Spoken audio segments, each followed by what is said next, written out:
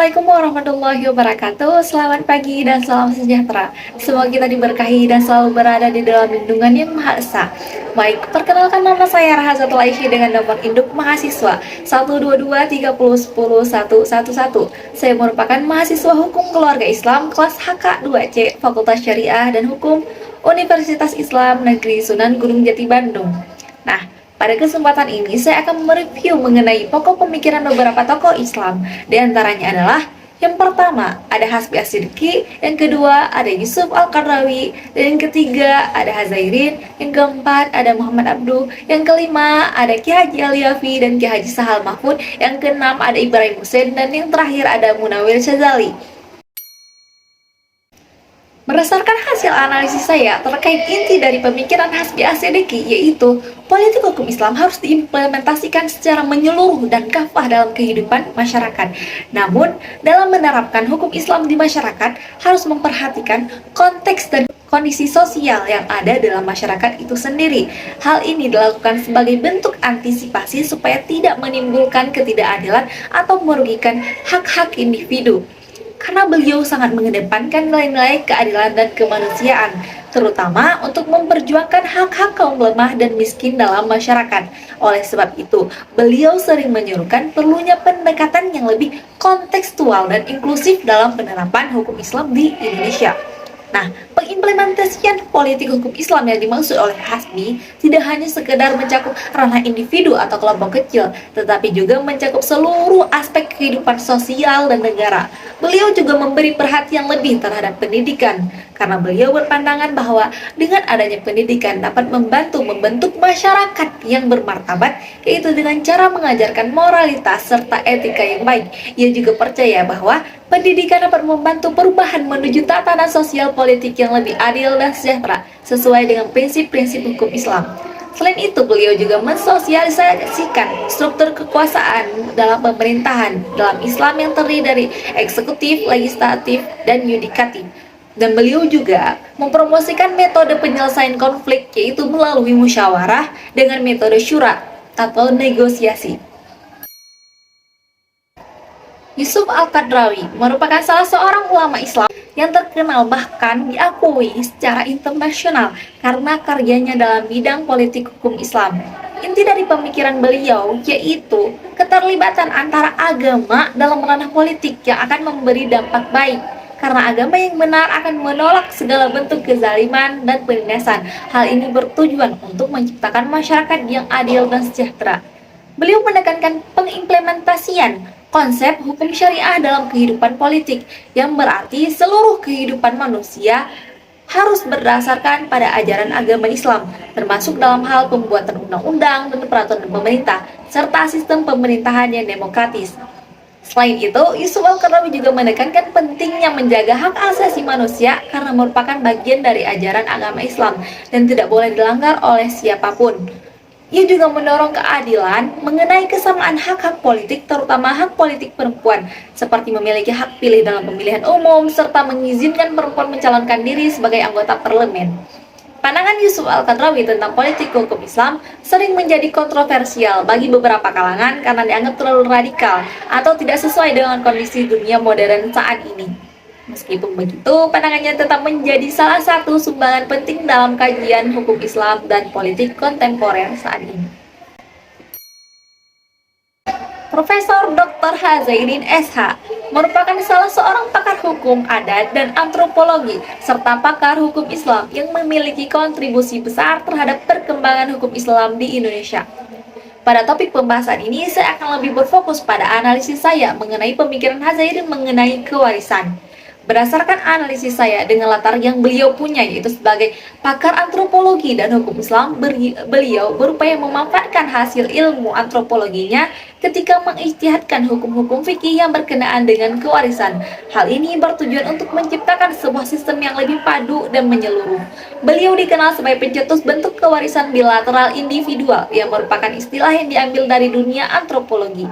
Hazairin mengemukakan bahwa sistem kewarisan bilateral individual sangatlah cocok diterapkan di kalangan masyarakat Indonesia itu sendiri. Selain itu, beliau juga mengelompokkan ahli waris menjadi 3 kelompok, yaitu Zawul Faraid, Zawul Qorobah, dan Mawali. Abduh merupakan salah satu tokoh reformis Islam yang terkenal yang memiliki kontribusi besar dalam berbagai bidang termasuk dalam bidang hukum keluarga. Beliau merupakan seorang pemikir dan ulama yang sangat menghargai keadilan sosial, kesetaraan, dan prinsip-prinsip Islam yang universal. Di bawah ini saya akan menyajikan beberapa kontribusi Muhammad Abduh terhadap hukum keluarga berdasarkan hasil analisis saya.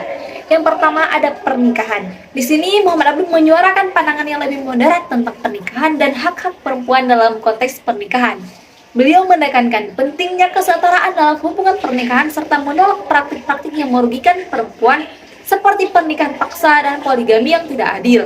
Yang kedua ada hukum waris. Di sini Muhammad Abduh mengkritik praktik-praktik waris yang diskriminatif terhadap perempuan dalam masyarakat muslim pada masanya. Dia memperjuangkan hak-hak waris yang lebih adil bagi perempuan, sejalan dengan prinsip-prinsip Islam yang mengutamakan keadilan. Nah, yang ketiga ada pendekatan moderat terhadap talak atau perceraian.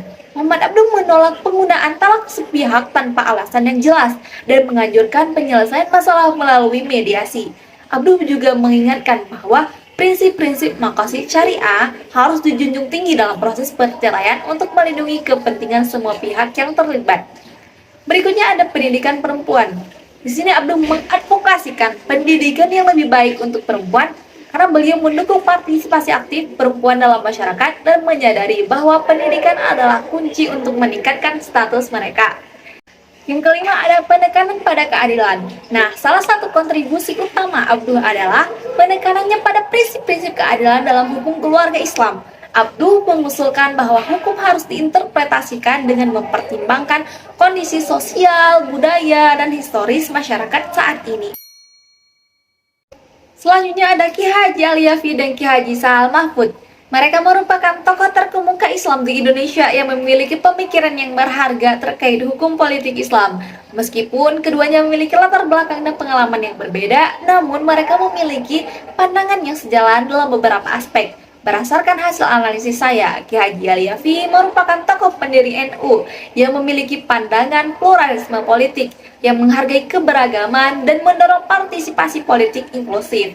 Beliau menekankan perlunya menjaga keseimbangan antara agama dan negara dengan agama sebagai sumber nilai dan inspirasi, tetapi tidak digunakan secara ekstrim. Sementara itu, Ki Haji Sa'al Mahfud dari Muhammadiyah menekankan keadilan sosial sebagai landasan hukum politik.